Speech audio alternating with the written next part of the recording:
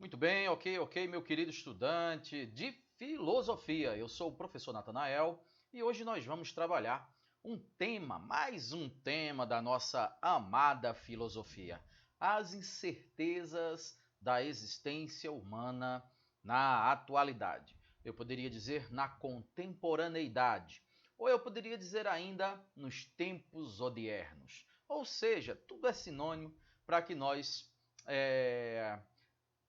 consigamos chegar até a seguinte conclusão: temos futuro? No seguinte sentido, a humanidade ela tem a sua existência aí garantida pelos próximos séculos, pelas futuras gerações. O que será que vai acontecer? Quais são as perspectivas? Quais são essas incertezas?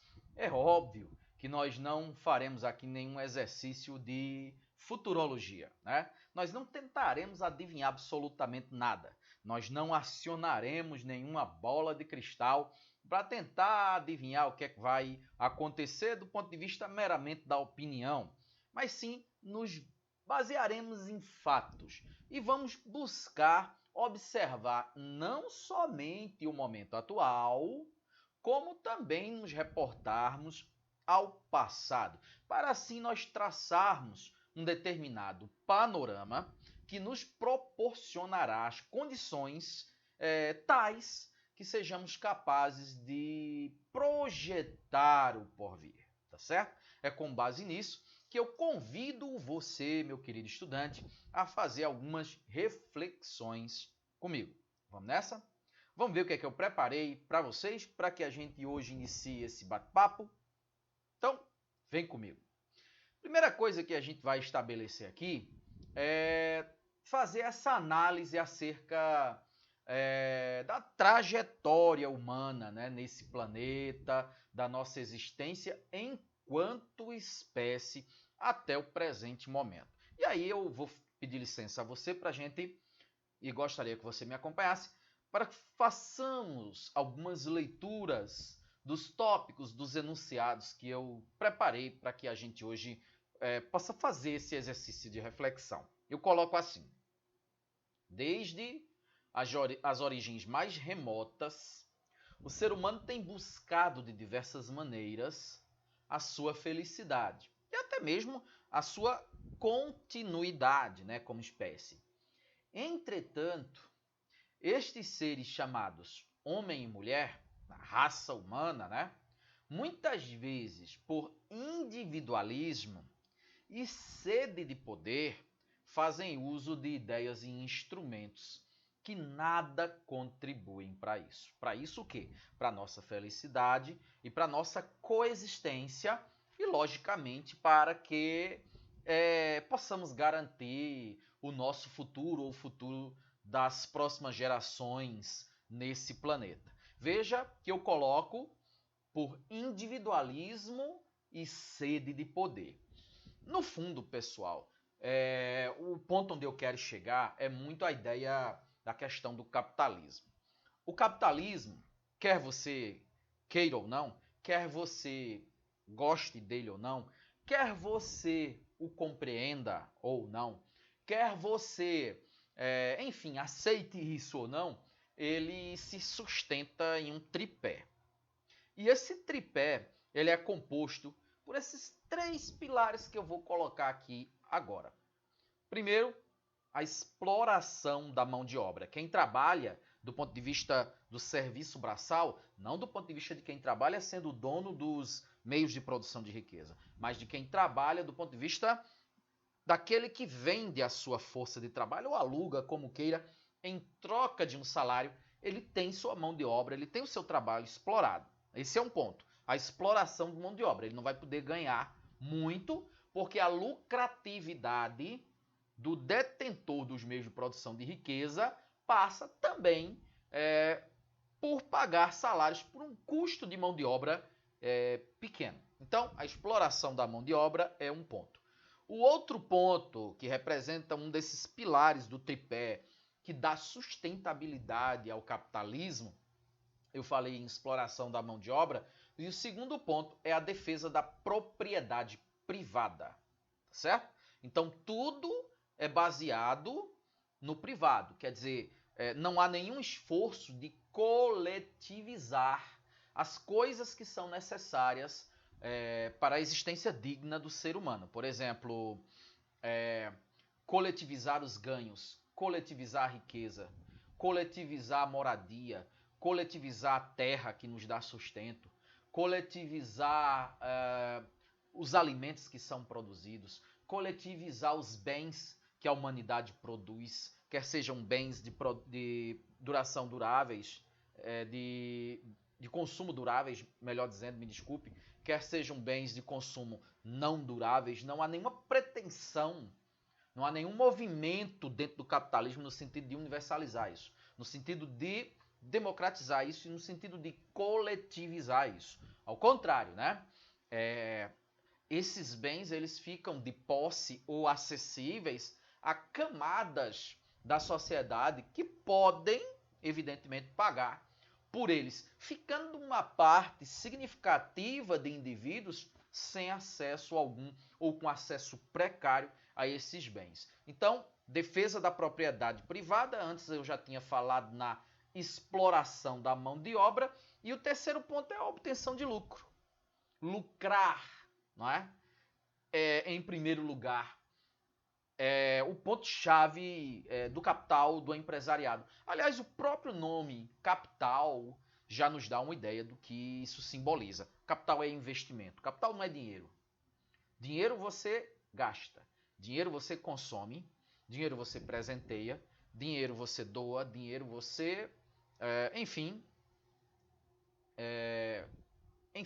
consome, gasta, como eu disse. O capital não. O capital você investe. E ao investi-lo, você tem ou pretende ter um retorno financeiro em cima daquilo, sob a forma de juros de determinado percentual. Então, esse é o capital. Se o capitalismo vem de capital, obviamente se traduz em um elemento central do capitalismo, que é a obtenção de lucro.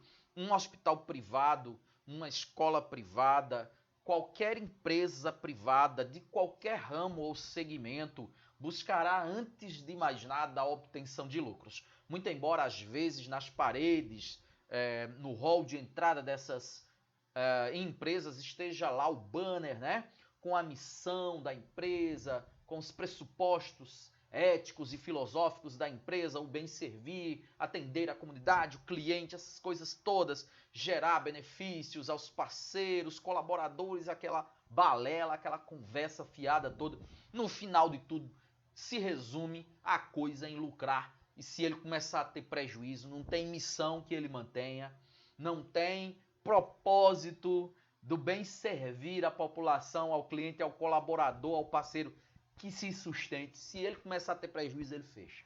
Né? Se ele começar a não ganhar dinheiro, ele baixa a porta. Né? Ele encerra as atividades. Ok? Então, no fundo, vamos concordar com isso e vamos falar a verdade. Tudo se resume ao lucro. Não é? Então, é esse o tripé do capitalismo. E, às vezes, na exploração da mão de obra, na defesa da propriedade privada, no meu, né? E na obtenção, a qualquer custo, muitas vezes, do lucro desenfreado, você tem exatamente as condições aí ameaçadas, né, da própria existência humana no futuro. Por quê? Vamos dar uma olhadinha no que eu preparei para que a gente possa refletir e ver se isso realmente faz sentido ou se é uma teoria da conspiração aí sem lógica alguma. Vamos lá. Primeiro eu coloco, nós, homens e mulheres, somos diferentes dos outros animais, principalmente porque fazemos uso da razão, medindo causas e consequências das nossas ações. Aí onde está, né? Deveria ser assim. Mas muitas vezes no capitalismo não se mede, não se analisa mediante a razão as causas e consequências das nossas ações. Por quê? Porque se o objetivo é o lucro a todo custo, quando uma empresa, para gastar menos, investe pouco no tratamento dos resíduos poluentes que ela produz, que ela lança sem qualquer tipo de tratamento, de receio, de cuidado no meio ambiente, quer seja diretamente no solo, quer seja poluindo os rios. Mas o importante é lucrar, o importante é diminuir os custos para maximizar os ganhos. O mais importante é maximizar o lucro. Se eu for tirar uma parcela do meu lucro, da minha lucratividade, para investir aqui no meio ambiente, eu vou diminuir minha margem de ganho e isso não me interessa. Isso eu não quero. Eu quero que os outros façam isso, mas eu não. Eu quero que o governo faça isso, mas eu, enquanto empresário, não. Muitas vezes é assim que acontece. Porque o capitalismo força, tendencia a esse tipo de pensamento. E, obviamente, que ao agir dessa forma, um empresário talvez não faça tanta diferença. Mas 2 megas empresas, 5, 10, 15, 100 megas empresas, fazendo isso no mundo inteiro, 1000 empresas, né? Vá multiplicando aí isso de forma exponencial por países mundo afora. E vai entendendo onde eu quero chegar. Como é que a existência das gerações futuras estão garantidas dessa maneira? Para que essas gerações futuras elas possam usufruir, não é, dos recursos naturais que nós ainda temos condição de usufruir hoje em dia. Será que isso está garantido para daqui a 100 anos? Para daqui a 200 anos? Ou mais? Se continuarmos no passo que a gente vai, temos dúvidas. E eu acho que você está conseguindo me entender. Depois eu faço a pergunta, será que estamos fazendo o bom uso dessa razão para vivermos melhor? E aí, com a reflexão que eu fiz minutos atrás, acho que já respondi essa pergunta. E você que está aí ouvindo, também está fazendo as suas ponderações, né? As suas reflexões. Não tenho dúvida disso. E aí, mais provocações que eu trago aqui para vocês. Olha só. Vamos colocar todos os pontos e aí fazer as reflexões devidas em cima disso. Olha só o que é que eu trago aqui. Pesquisas recentes do Instituto Brasileiro de Geografia e Estatística, o IBGE, mostram que a cada dia aumenta a preocupação dos brasileiros, e aí nós poderíamos colocar isso em escala mundial, não só no Brasil, né? Com relação ao viver em sociedade. Quais são as angústias, levantadas pelos pesquisadores e apontadas aí pelos brasileiros? As angústias são essas aqui, As epidemias, nem coloquei aí a atual, não é? Trata-se de uma pandemia, não só epidemia. A palavra pan, para quem não sabe, significa união, é uma coisa mais geral, global, né? Tanto que a gente fala, por exemplo, Jogos Pan-Americanos, né? Então são as Américas, as 3 Américas, né? Do Norte, do Sul e Central, unidas nos jogos, no atletismo, nas diversas competições esportivas que se fazem aí de tempos em tempos, né? A pobreza, a miséria, a gente falou um pouquinho sobre isso minutos atrás, né? Não de forma direta, mas de forma indireta ao fazermos a crítica ao capitalismo, porque tem a ver com essa questão da concentração de renda, da concentração de riqueza, né? A corrupção, o aquecimento global. Falamos um pouco sobre as questões ambientais também já nessa aula aqui, trazendo à tona essa preocupação. Na outra coluna nós temos toda forma de violência, porque existe a violência física, não é? Mas também temos uma violência verbal, uma violência psicológica. Por exemplo, dá uma olhadinha nas redes sociais. Redes sociais como Twitter, por exemplo. Cara, é um negócio insano. O próprio WhatsApp. Xingamentos, ameaças, intolerância, homofobia, racismo, preconceitos, falta de empatia com o próximo. São tantas coisas que a gente observa em grupos de WhatsApp, no Twitter, enfim, quando pessoas são atacadas assim a preço de nada, muitas vezes por ter um posicionamento diferente do que a gente acha ser o correto. O ser humano nas redes sociais muitas vezes vira um bicho, né? Presencialmente muitas vezes não é aquela coisa toda, mas às vezes escondido atrás de um pseudônimo, atrás de uma tela de computador, atrás de um smartphone, de um celular, ele vira um monstro, né? Então toda forma de violência, o mau uso da tecnologia sendo usada para matar, para o mal, para destruir o planeta, para destruir o meio ambiente, né? E não para salvar vidas, para proporcionar uma existência mais digna da gente aqui durante a nossa trajetória. A inversão dos valores, que seriam isso, inversão de valores. Me dá um exemplo, professor. Vamos lá, rapidamente, olha só. Quando nós éramos crianças, nós éramos controlados pelos nossos pais. Se os nossos pais diziam não, era não. Sob pena até de levarmos uma surra exemplar, né? E apanharmos do ponto de vista físico como maneira de doutrinação e de educação e de ensino, inclusive. Hoje em dia, há uma certa inversão desses valores. No sentido de que em muitas famílias é o filho quem manda no pai. Né? Quem faz a chantagem, quem pressiona para comprar isso, para comprar aquilo, para consumir, né? Para adquirir bens que muitas vezes os pais nem têm a condição de comprar, mas se endividam para fazer os gostos do filho, da filha, com medo às vezes o pai e a mãe de se sentirem rejeitados, né, pelo filho, pela filha, que é quem direciona ali as emoções para controlar os pais. Total inversão dos valores, né? Só um exemplo, porque existem outros tantos nessa linha. E por último, a gente coloca a questão das drogas, tanto lícitas quanto ilícitas.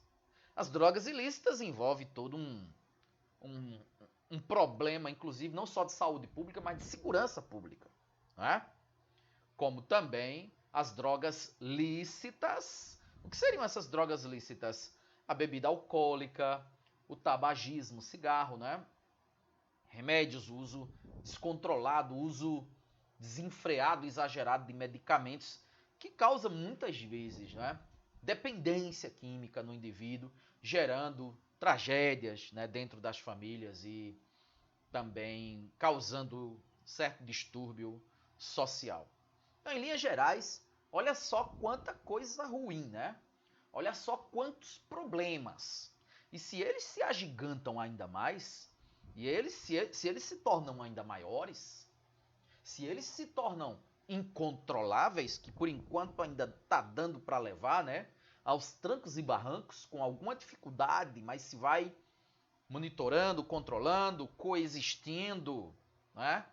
Não há uma vitória contra esses problemas, mas há uma certa ali sobrevida.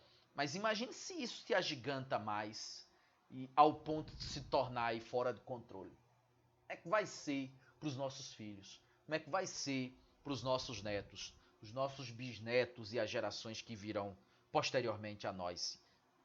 Tá aí o drama que nós colocamos no início da nossa fala, né? As incertezas da existência humana na atualidade, exatamente projetando esse porvir. Eu acho que você está começando a ficar com uma certa preocupação também, mediante todas essas reflexões que nós estamos trazendo aqui. E aí eu trago alguns pontos, está chegando já no final da aula, e eu trago aqui alguns pontos para a gente pensar. Vamos lá. Quais as causas dessas incertezas? Bom, já levantei aqui uma série de problemas que nos fazem ter essas incertezas, que não nos dão segurança do futuro, que não nos dão clareza, né, do que vem por aí. Eu já trouxe uma série de problemáticas existentes aí na vida de todos nós que nos deixa inseguros quanto à qualidade de vida e da própria existência, viu, do ser humano futuramente. Porque se não tem água potável, se não tem meio ambiente saudável, se não há segurança física, se não há garantias da sua integridade, né? Física e psicológica. Como é que as pessoas vão subsistir em sociedade futuramente? Problema, né? Existem ainda outras angústias e incertezas que não estão postas? Bom, se você considerar a questão de guerras, por exemplo, né? Países que estão aí com guerras civis, porque tem a guerra interna, que a gente chama de guerra civil, que é um povo contra ele mesmo, que aliás é super destrutivo, né? O inimigo é interno. Então não há, porque quando há um inimigo externo, muitas vezes há uma união das diversas, entre os diferentes povos que habitam o mesmo país, entre as diferenças que um povo entre si congrega, às vezes de pensamento, de ideologia, não é? Ou diferentes opções políticas, mas há uma união, porque eles têm um inimigo em comum, que é o invasor estrangeiro, o inimigo externo, o país inimigo. Mas quando é um povo lutando contra ele mesmo, quando o inimigo é interno, quando a guerra é civil, é um problema seríssimo, é extremamente destrutivo. Isso sem falar nas tensões envolvendo países aí. Os Estados Unidos, nem preciso falar, um dos países mais beligerantes do mundo, compra problema e briga no Oriente Médio, na África, interfere em países da Ásia e assim por diante. Quer dizer, as incertezas são grandes. Quem é que pode dizer que daqui a um tempo não teremos uma terceira guerra mundial? E se essa guerra mundial existir, o que é que vai sobrar? Né? Porque se for usado material nuclear, né, armamento nuclear, poder de destruição dessas armas, absolutamente incomparável com o poder de destruição das armas utilizadas na Primeira Guerra, na Segunda Guerra Mundial. Qual é o futuro da humanidade, então, nessa perspectiva? Então, quando eu pergunto nesse segundo item, existem ainda outras angústias e incertezas? Muitas outras. Colocamos aqui uma parte. Já é suficiente para nos deixar assim super tensos, né? Preocupados, alerta, até incertos quanto a essa perspectiva de futuro. Mas não colocamos tudo, né? Há outras coisas mais. Você acredita que esses problemas podem ser superados? De que maneira? Cara, claro que eu estou falando de uma perspectiva, vou colocar assim, pessoal, né? Se sou eu que estou falando, trago consigo, junto com a minha fala, a minha perspectiva, obviamente. E se vocês tiverem a oportunidade de falar, como imagino que estão aí pensando e raciocinando, vocês também têm as opiniões e as visões que são particulares, né? Cada um tem as suas. Mas esses problemas, eles não são fáceis de serem superados, mas são altamente desafiadores. São altamente complicados, né? Complexos, difíceis de serem superados. E aí, quando eu coloco de que maneira, eu penso que um dos núcleos duros, né? Coração aí dessa problemática reside nessa perspectiva cruel do capitalismo. Obtenção de lucro. E essa obtenção de lucro, ela leva inexoravelmente a guerras, a exploração dos recursos naturais de forma desenfreada, não sustentável, né? Consequentemente, havendo a possibilidade de termos escassez de recursos futuramente. E isso proporcionar aí um desequilíbrio tal que ocasione uma guerra no futuro ou a apropriação desses poucos recursos que restarem por parte de alguns países dominantes nessa cadeia produtiva do capitalismo ou de camadas internas desses países, né, abastadas, de tal maneira que vai sobrar pouco para o restante da população. Vou dar um exemplo claro. A questão da água doce no planeta. A água doce no planeta não representa aí 5%, né, da quantidade de águas aí que o planeta Terra tem. E temos problemas ambientais seríssimos como aquecimento global, buraco da camada de ozônio, o mau uso dos recursos hídricos, o desperdício, a contaminação do solo, de lençóis freáticos, assoreamento de rios. E no futuro, com tudo isso se agigantando, será que a gente ainda vai ter oferta abundante de água potável, água doce para todo mundo? E se não, e se a resposta for não, quem vai poder se apropriar do pouco que existir, do pouco que estiver disponível? Vai ser democratizado o acesso? Vai haver uma partilha mundial justa e equilibrada e equitativa para todos os seres humanos? Eu acho que não precisa pensar muito, não é? Para refletir que a resposta é não. E como será? Pense. Pense em quem tem mais dinheiro. Pense em quem tem mais poder militar. Pense em quem tem mais influência política, não só interna, mas do ponto de vista da comunidade internacional. Pense nas elites e pense na massa desprovida de direitos, de voz, de participação, manipulada, pauperizada e espoliada. Pense como é que vai ficar, ou como é que poderá ficar. E pense que poderão ser seus netos, bisnetos, tataranetos, ainda que não seja com a gente, porque nós temos uma sobrevida aí de alguns anos, algumas décadas, enfim, mas se isso for coisa para daqui a 100 anos, 150 anos, 200 anos, nós não estaremos mais aqui, é fato, né? Mas os nossos descendentes sim, e aí? Preocupante, né, gente? Qual a sua opinião sobre esse assunto? Aí eu deixo para cada um de vocês pensarem, refletirem. Tem nexo? Faz sentido? Ou são coisas mirabolantes? Uma viagem utópica que eu fiz? Uma tese estapafúrdia? Uma teoria da conspiração improvável que eu construí aqui? Pense.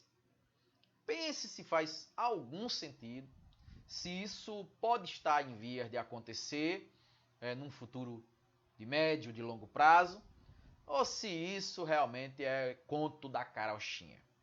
Obviamente, cada um, mediante o que ouviu, mediante o que já refletiu, tem condições de pensar e de formular uma resposta. É possível garantir um futuro melhor para as próximas gerações em uma sociedade na qual cada um pensa apenas em realizar e garantir os seus interesses pessoais? Olha só, é possível garantir um futuro melhor para as próximas gerações em uma sociedade na qual cada um pensa apenas em realizar e garantir os seus próprios interesses? Acho que não, né? Precisa uma tese de doutorado para chegar a essa conclusão? Precisa ser um catedrático? Precisa ser um doutor formado em Harvard, em Oxford, para chegar a essa conclusão? Não. Qualquer pessoa minimamente dotada de bom senso pode concluir que quando um grupo pensa só nos próprios interesses individuais, né, esse grupo, a longo prazo, não tem futuro nenhum. Não tem futuro algum. Então, o ideal dos mundos é que o empresário ele pudesse entender: se o povo não tem dinheiro, não compra. Se o povo não tem dinheiro e não compra, eu não tenho a quem vender. E se o povo não tem dinheiro, não compra e eu não tenho a quem vender, eu me prejudico. Eu tenho menos lucro. Eu não vou crescer. Eu não vou avançar. Meu negócio não vai ter perspectiva de crescimento. Mas em linhas gerais, como é que o empresário, dentro da ótica gananciosa do capitalismo, ele pensa? Será que é assim? Vamos distribuir riqueza? Vamos proporcionar meios que as pessoas tenham como consumir, mas também como consumir de forma sustentável, sem degradar, sem deteriorar o planeta e os meios, o meio ambiente, os recursos naturais. Dentro do capitalismo, gente, isso é quase que impossível. Por que é quase que impossível? Eu não digo impossível do todo, porque isso é uma coisa perigosa, a gente fechar, não é? O discurso, o debate, dizer que não tem solução. Isso não costuma acabar bem. Mas eu digo quase impossível, porque a lógica no capitalismo é essa, é ganhar, é lucrar, é obter riqueza, é obter dividendos, é crescer. Você não se preocupa com o outro. Você não se preocupa com o vizinho. Vou dar um exemplo claro aqui, olha só. Você que está assistindo essa aula, meio estudante de filosofia, certamente tem onde dormir. Tem um lar, tem uma casa. Se não tiver, é alugado. Se não pagar o aluguel, é cedido, mora na casa de alguém, enfim. O certo é, você não dorme no meio da rua, no chão, coberto com jornais, embaixo de uma marquise, embaixo de um viaduto. Penso que não. Mas quantas vezes nós perdemos o sono à noite ao imaginar que tem pessoas nessa condição que eu acabei de citar? Provavelmente nenhum de nós perdeu a noite de sono por acreditar que existe uma outra pessoa sem ter onde dormir naquela noite de chuva, naquela noite de frio e assim por diante. Por que a gente não pensa? A culpa é nossa? Não, a culpa é do sistema. Porque o sistema me condiciona a pensar assim. Se eu tenho, se eu possuo, então tá tudo certo. Tá de boa, tá tranquilo. O sistema me condiciona assim, me força a isso, me induz a isso. De tal maneira que eu sequer enxergo o outro que não tem. Muito menos as necessidades dele. Muito menos perco noite de sono por causa disso. Muito menos me preocupo em uma forma de acabar com isso. Repito, não é culpa minha, não é culpa sua. Não é culpa da gente, é culpa do sistema. Porque o sistema é quem proporciona isso. Pensa nisso. Reflete. As características de um ser humano atuante não se resumem apenas a mostrar, evidenciar ou denunciar. É preciso anunciar e mostrar alternativas de superação. Mas quais são essas alternativas? Vou deixar para cada um, já falei demais. Nessa aula já expus várias linhas de raciocínio, já coloquei aqui muitos pontos a serem colocados por vocês assim como pontos reflexivos, né? Eu vou deixar essas alternativas aí nas mãos de cada um de vocês. Olha só quanta coisa boa que na vida um ser humano pode ter. Eu só falei de coisas mais ruins até agora, né? Coisas mais problemáticas, nebulosas, preocupantes. Mas nem tudo é coisa ruim, né? No ser humano. Nem tudo é ganância. Nem tudo é sede de poder. Nem tudo é lucro. Nem tudo é exploração.